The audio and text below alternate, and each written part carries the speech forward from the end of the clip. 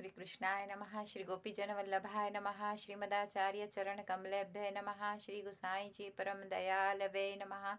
श्री गुरुवे नमः। अपने माथे बिराजते सेव्य स्वरूपाय नमः।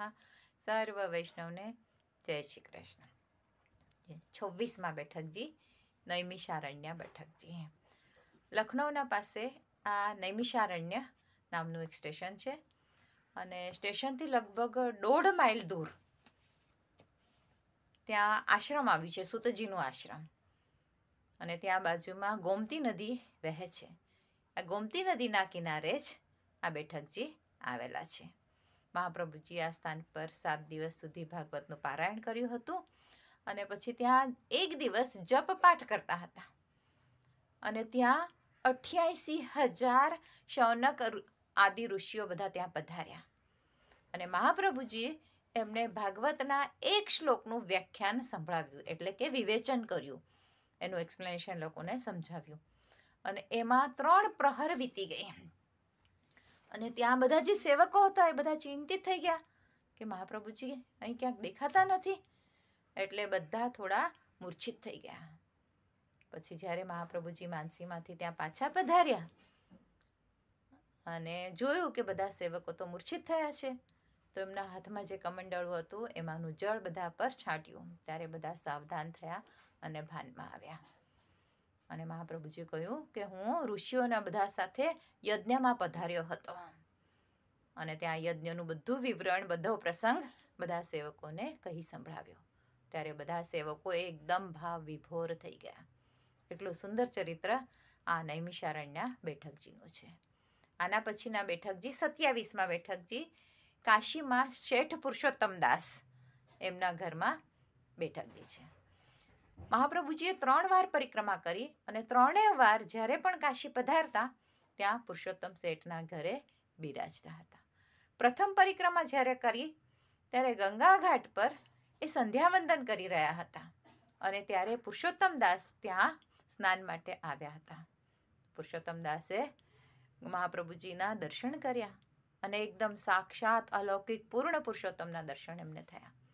એટલે તરત જ શેઠ પુરુષોત્તમ દાસ એમની સમક્ષ આવી દંડવત પ્રણામ કરી વિનંતી કરી કે મને આપ સેવક બનાવો. મહાપ્રભુજીએ એમને સેવક બનાવ્યા. પછી એમના વિનંતીથી એમના ઘરે પધાર્યા. એમની પુત્રી રૂક્મિણી અને પુત્ર ગોપાલદાસ એ પણ બધા સેવક બન્યા અને બધા જ ખૂબ ભાવપૂર્વક સેવા કરવા લાગ્યા. અને મહાપ્રભુજીએ એમને સેવા માટે મદન મોહનજીનું સ્વરૂપ પધરાવી આપ્યું હતું. મહાપ્રભુજીએ આ સ્થાન પર બેસીને ભાગવતનું પારાયણ પર કર્યું. પછી જન્મોત્સવ એટલે કે નંદ ઉત્સવ, જન્માષ્ટમીનો ઉત્સવ ખૂબ જ ધૂમધામથી ત્યાં શેઠ પુરુષોત્તમના ઘરમાં પ્રસંગ ઉજવ્યો. અને એ પ્રસંગ જ્યારે ઉજવ્યો ત્યાં સાક્ષાત નંદ, યશોદા, ગોપ, ગ્વાલ, સખા બધા ત્યાં સાક્ષાત પ્રકટ થયા અને સ્વયં મહાદેવજી પણ, વિશ્વેશ્વર મહાદેવ પણ ત્યાં પધાર્યા. બધાએ આ ઉત્સવમાં બહુ જ સુંદર રીતે ભાગ લીધો અને પછી મહાપ્રભુજીએ બધાને વિનંતી કરી, એટલે નંદ બાવા, યશોદા મૈયા અને બધા ગોપ સખાઓને, બાલને બધાને, અને પછી પ્રભુને વિનંતી કરી કે આ કલિયુગના જીવો છે અને આવી રીતે આ રસાત્મક લીલાને એ લોકો હૃદયમાં ટકાવી શકશે નહીં, એટલે આપ આવી રીતે સાક્ષાત પધારવાનો શ્રમ લેશો નહીં આના પછી. પણ જ્યારે કોઈક આવો પ્રસંગ ઉજવે ત્યારે આપ જે કોઈ આપનું સ્વાંગ ધારણ કર્યું હશે એમના દેહમાં સૂક્ષ્મ રીતે આપ જરૂરથી પધારજો. આવી રીતનો સુંદર પ્રસંગ આ સ્થાન પર બન્યો છે. પછી પત્રાવલંબન ગ્રંથની રચના કરી અને એ પણ કાશીના વિશ્વેશ્વર મંદિરમાં લગાવ્યો હતો, ત્યાં ચોંટાડી દીધો. ત્યાર પછી પંચગંગા ઘાટ પર લગ્નના બેઠકજી એટલે પાંડુરંગ જે છે શ્રી વિઠ્ઠલનાથજી એ તૈલંગી બ્રાહ્મણ દેવેન્દ્ર ભટ્ટને આજ્ઞા કરી કે આપ આપની પુત્રીને લઈ અને મહાપ્રભુજીને સમક્ષ વિવાહનો પ્રસ્તાવ રજૂ કરો.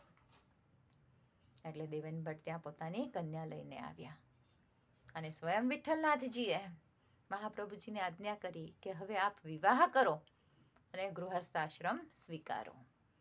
ત્યારે મહાપ્રભુજીએ કહ્યું કે આપ અમારી માતા સાથે વાત કરો. આમ કહી આગળ પરિક્રમા કરવા માટે આગળ પધારી ગયા. અને બીજી પરિક્રમા કરતા ત્યાં પધાર્યા પાછા ત્યાં સુધી એમના માતા પિતા પરિવારજનો બધા ત્યાં આવી ગયા. અને આ લગ્નનો પ્રસ્તાવ બધાએ સહર્ષ સ્વીકાર્યો. ત્યાર પછી હનુમાન ઘાટજીના બેઠકજી, જ્યાં મહાપ્રભુજીએ એટલે કે 28માં બેઠકજી, જ્યાં મહાપ્રભુજીએ આસુર વ્યોમહ લીલા કરી હતી.